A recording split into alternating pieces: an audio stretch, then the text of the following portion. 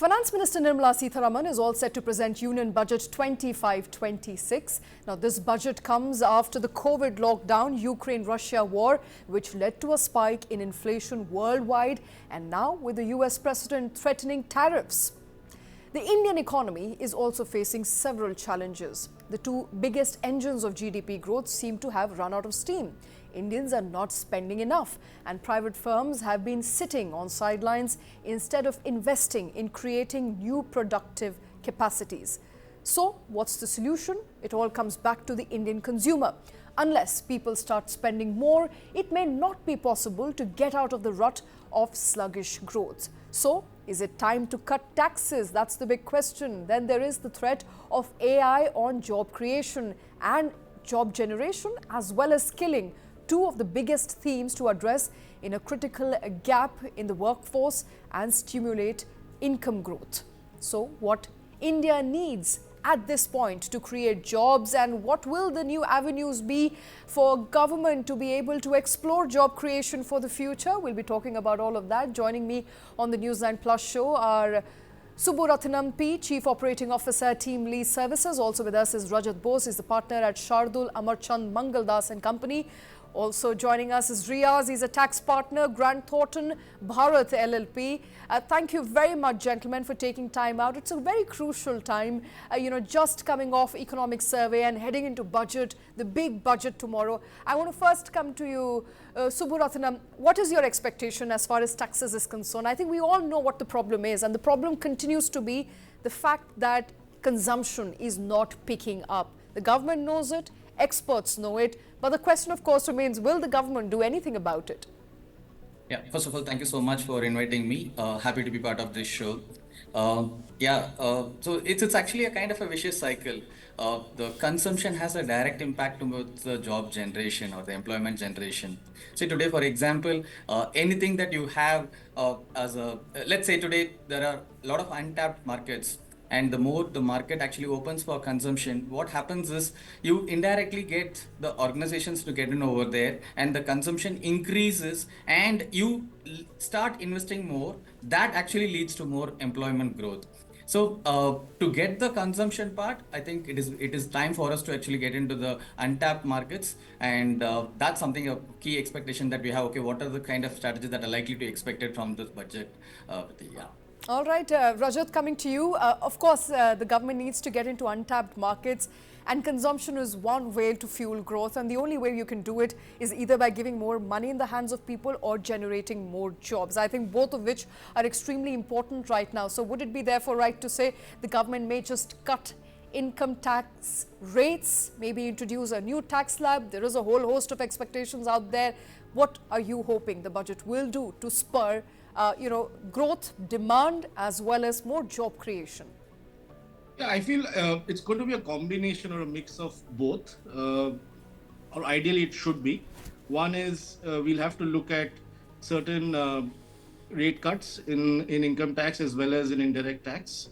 I feel personally that the taxation rates, both direct and indirect, as of now, are slightly on a higher side. So that is, of course, on the agenda. I feel we can expect at least, if not a big cut, but at least something to sort of cheer about. That is one. And secondly, I think on the jobs front, the focus of the government will be to give some impetus to the manufacturing sector, because what we've seen is of late the manufacturing sector is slowing down. And in fact, if you would have seen the economic survey as well, there was a clear impetus. There was a clear focus on increasing the manufacturing activities in India, as the chief economic advisor had also suggested that we are losing out on the manufacturing front to China. While services is booming, but manufacturing definitely needs some kind of a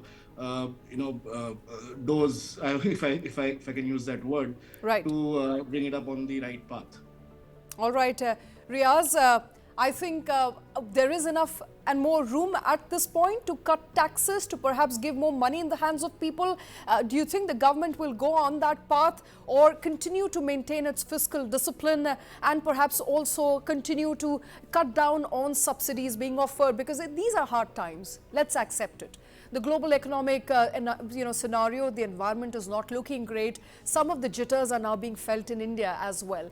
In your assessment, is there room to cut taxes? Well, I think we can see it in two parts. On one hand, as you rightly pointed out, we need to have more money in the hands of people, especially the middle class. And I think there is some scope for improvement. Some cut in slab rates.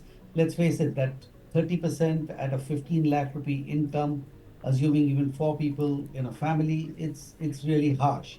So that's where we can expect some sort of relief. And on the positive side, the rate of tax collection has been pretty robust. It has been growing. Today, around 11.8% of GDP is collected by taxes. So it's pretty robust. It would give some elbow room to the finance minister to provide some relief at that level. But, major tax changes maybe not expected in this budget, especially with the comprehensive tax review around the corner. So yes, some rate cuts could be hoped for. All right.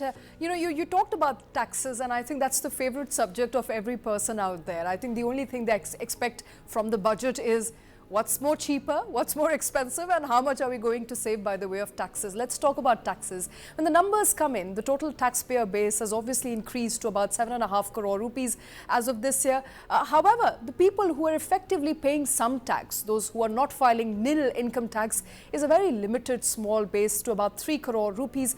And that 3 crore rupees base continues to pay higher taxes and more taxes. And this is essentially the middle class that earns about 6 to 36 lakh rupees. So I have to ask you right now, pangs are being felt, Riaz, by the middle class. So therefore, I think, the government that keeps talking about doing right by the middle class must do something about, this section of people earning between 6 to 36 lakh rupees and give them some relief.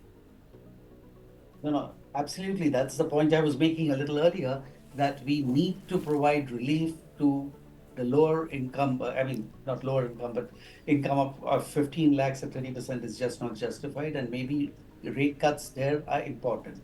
There's another point there that we need to focus upon, that while we are talking about job creation and all that, there will be all these jobs. What happens thereafter when you finished your working life? What really is in store for us?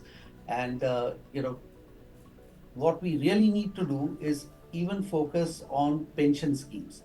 Today, to encourage something on the pension scheme front is so important, because we do not have a social security system like some of the developed countries.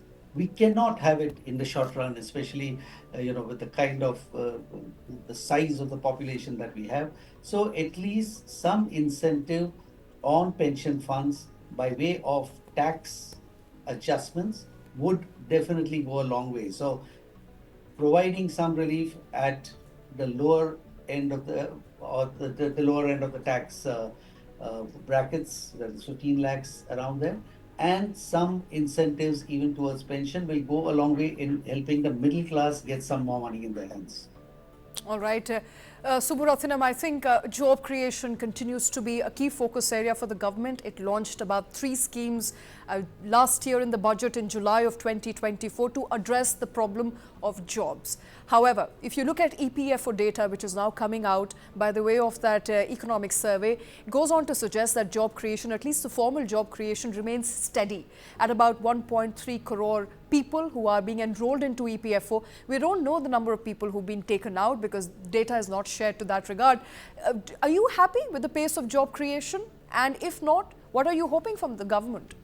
I think you touched upon a very critical point, Priti. So what actually happens is, just for a moment, actually, let's zoom out and look at from the holistic perspective. So today we are a population of 145 crore, and we have more than 40% of our population as a working population, which is almost about 60 crore. Now the EPFO data says 7.5 crore to 8 crore is the UAN registered users in India. Now, then when we say that, okay, we have 40% of the population, which is almost 60 crore, and it's here it is only 8 crore reported, then where is the balance? So the balance is actually in the informal sector. And predominantly, even if you subtract 50%, this is actually in the agriculture sector, the balance almost about 20 plus crore has to get actually formalized. Now, that is one area which government has to actively work to get the actual into the employment mode. Now, within this 8 crore statistics, if you actually deep dive into it, what you said is right. It's hardly the 2 crore people who actually get into the taxation part. And that's not the revenue generation stream for government. That's not sufficient. Now, how do we cover that? So, specifically, the formalization is the key factor. And once we have the formalization coming in, you will actually find the social security component that is getting covered for all of them as well. See, what's the difference between a formalization and the non-formalization? The formalization crowd actually has complete the PF, the social security, the long run benefits, everything you are covered under the social security radar. Whereas the informalization, today you actually pay to your maid or your servant or somebody who works as a subcontractor level. Right. They don't get any such benefits and they don't come under the purview of employment under the category of government.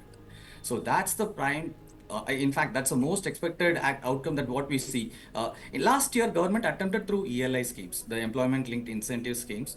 There were three schemes that were launched: scheme A, B, and C. Something specific for manufacturing companies, something specific for the employer, something specific for the employee as well as a first-time UN generation. But however, the execution part of it is still not seen the ray of light.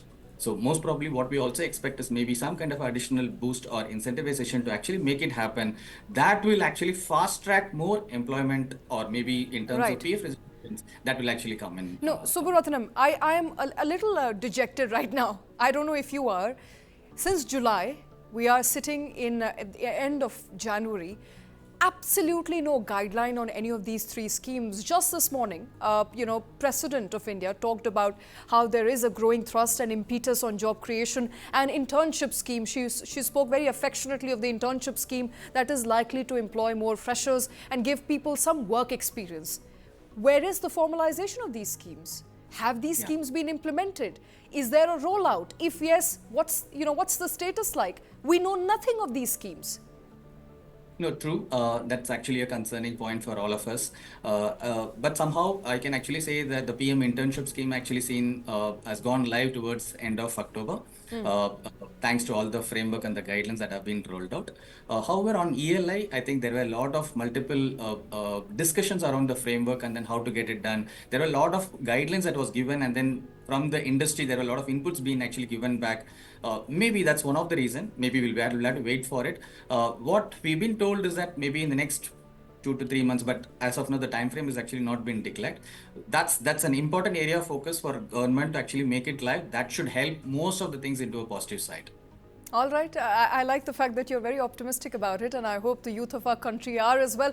I want to come to you, Rajat. As far as taxes is concerned, one way people pay taxes and perhaps don't really realize is by the way of indirect taxes. Now, while the government cannot really do much in the budget on GST, it can do a lot on customs duty. And there was some sort of relief as far as gold customs duty is concerned last year. Are you looking at relief on indirect taxes as well in this budget?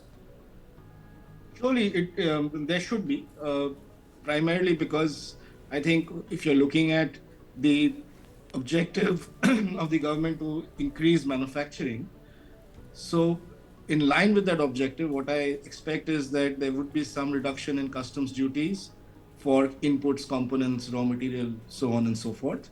And there would be increase of customs duty on finished products. This is basically to encourage companies set up manufacturing shops in India and manufacture. So that is something which is definitely on the anvil. And any key items that you see getting more expensive? Any key items that you see getting cheaper or expensive? Well, as far as cheaper, I think the thrust sectors right now mostly are the sectors in sustainable space, the renewable energy sectors, EV, lithium-ion batteries, semiconductors.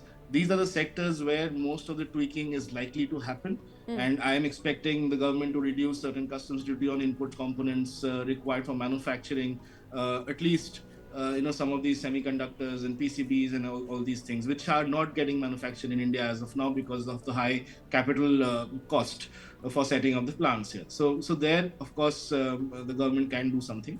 Apart from this, on the GST standpoint, I think while you're right, most of the decisions are taken by GST Council, but you would have seen off late in the last couple of GST Council, not much has happened. In fact, one of the key areas which the government was trying to reduce the GST was on the insurance sector. And that again is something which directly impacts the middle class when you So talk I about have to life ask you, insurance, health insurance. this is a conversation we've all been having for a while. GST on health insurance.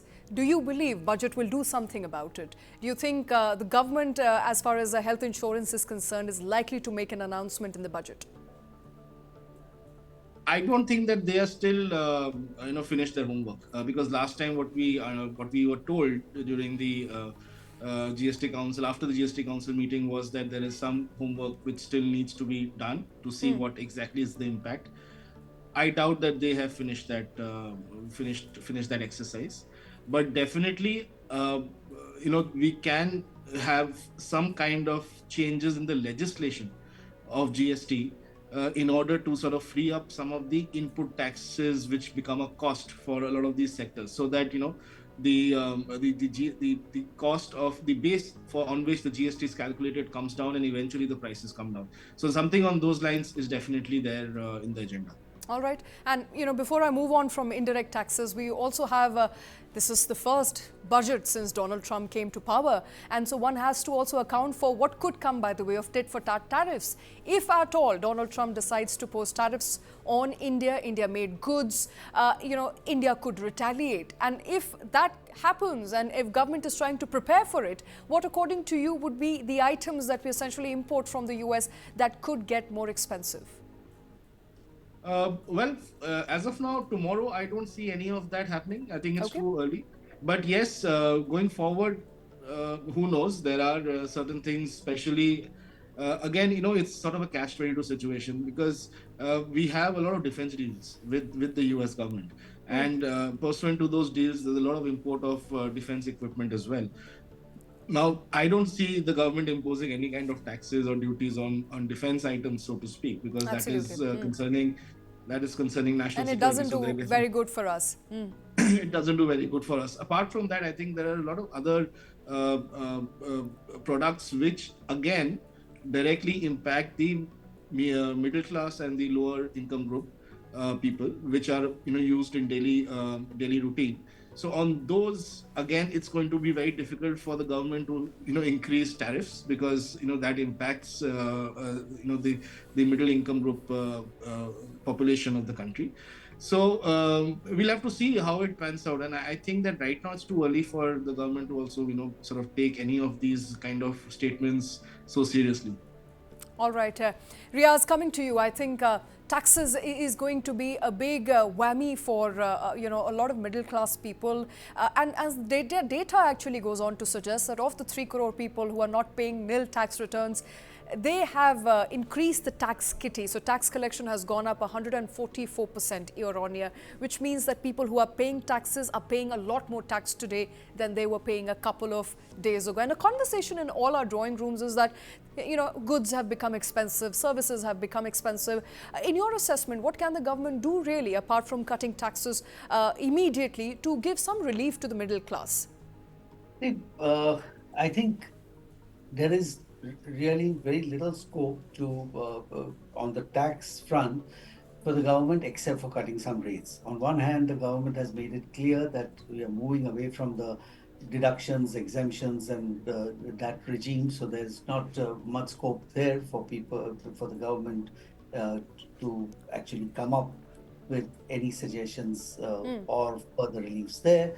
The secondly, as I was just speaking a little while ago, the comprehensive review of the Income Tax Act is on the anvil, and why most of it will be towards rationalization, simplification, and it's going to take some time because Right. there are 22 subcommittees set up, I think more than 6,500 inputs have come in from stakeholders. So all that is going to take a year. So during this particular budget, we expect very small, immediate requirement kind of changes that could come in. That Okay. would be So my in which view. case, because I've run out of time, I have to ask a more pointed question. Are we looking at old tax regime going? The entire idea of bringing about a new tax regime was to bring uniformity in taxation. Now, a lot of conversation and chatter that perhaps the deductions, the limits will be increased, but it makes no sense at this point. If you are to have a unified tax regime, then perhaps the old tax regime has to go, if not this year, next year. Are you hoping that perhaps this is the year where old tax regime will go for good? Unlikely. At present, almost 72% of the people have already opted for the new scheme. So it has become the default scheme, so to say. I don't expect the two schemes to be merged right away. I think it'll be done over a passage of time. So I don't anticipate that coming in this year. All right, not likely to happen this year, but those are the takeaways as far as taxes is concerned. What you pay out of your pocket to buy goods, services and pay to the government directly by the way of income tax. The expectations from the government is that there will be job creation, there'll be more money in the hands of people. How government will do it, we'll have to wait till tomorrow. But Subburathinam, Rajat Bose and Riaz, thank you very much, gentlemen, for taking time out for joining us here on News 9 Plus Show.